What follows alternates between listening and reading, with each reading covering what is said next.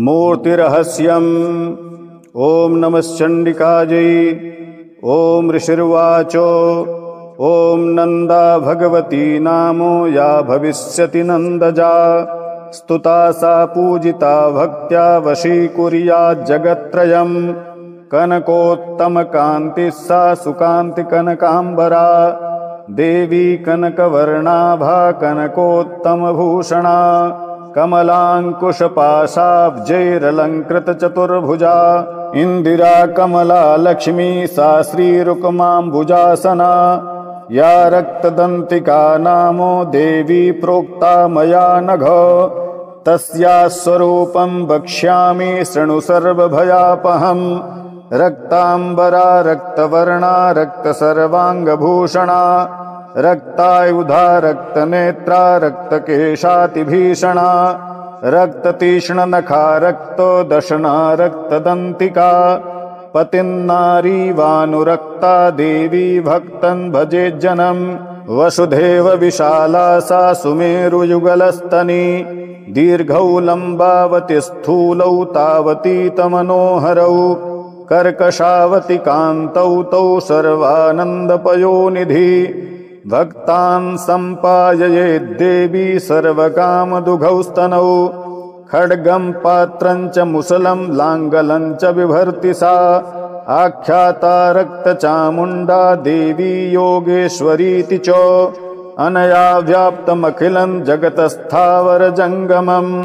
इमां यः पूजयेद् भक्त्या स व्याप्नोति चराचरम्।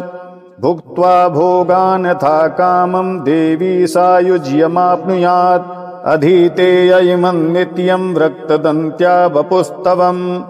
तं सा परिचरेद्देवी पतिं प्रियमिवाङ्गना। शाकम्भरी नीलवर्णा नीलोत्पलविलोचना। गम्भीरनाभिस्त्रिवली विभूषिततनूदरी। सुकर्कशसमोतुङ्गवृत्तपीनघनस्तनी।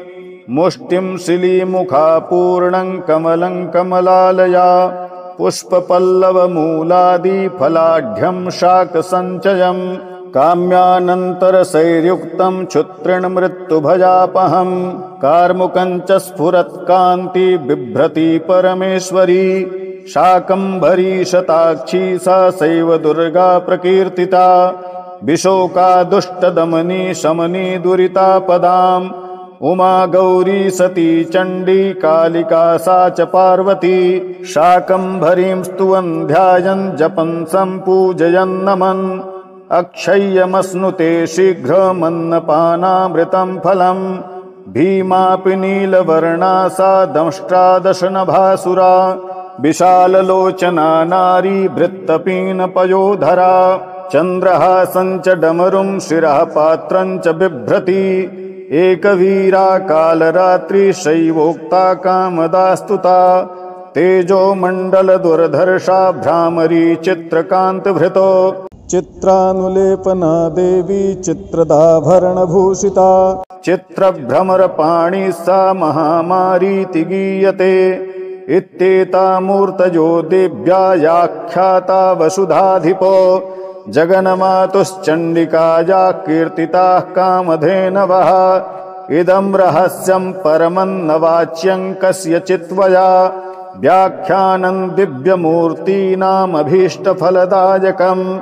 तस्मात् सर्वप्रयत्नेन देवीं जप निरन्तरम्। सप्तजन्मार्जितैर्घोरैर्ब्रह्महत्या समैरपि। पाठमात्रेण मन्त्राणां मुच्यते सर्वकिल्बिषैः। देव्या ध्यानं मया ख्यातं गुह्याद्गुह्यतरं महतो। तस्मात् सर्वप्रयत्नेन सर्वकामफलप्रदम्। एतस्यास्त्वं प्रसादेन सर्वमान्यो भविष्यसि। सर्वरूपमयी देवी सर्वं देवीमयं जगतो। अतोऽहं विश्वरूपान्तान् नमामि परमेश्वरीं।